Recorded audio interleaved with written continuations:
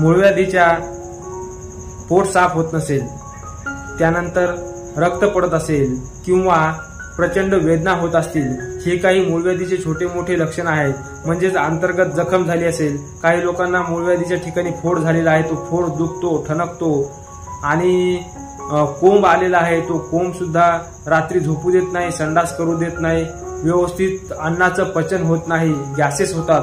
अशा कोणत्याही प्रकारच्या मूळव्याधीचे जर तुम्हाला आजार असतात आणि तुम्ही अनेक प्रकारच्या औषधी उपचार घेऊन, अनेक घरगुती सुद्धा उपचार घेऊन जर तुम्हाला योग्य तसा हवा तसा रिझल्ट मिळालेला नसेल आणि तुम्ही ऑपरेशन करण्याचा जर विचार जर करत असाल तर थांबा आणि दिलेल्या या नंबरवरती संपर्क करा आणि तुमचे लक्षण आहे ते आम्हाला सांगा.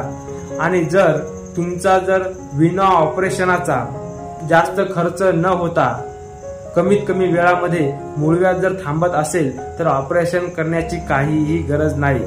अधिक माहिती करता दिलेल्या या नंबरवरती संपर्क करा.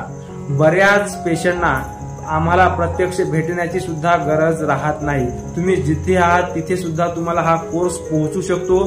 तुमची जी बिघडलेली जी पचन संस्था आहे ती दुरुस्त होऊन तुम्ही घरच्या घरी मूळव्याधी पासून मुक्त होऊ शकता. माझ्याकरिता मूळव्याधी सारखा सोपा आजार कोणताही नाही.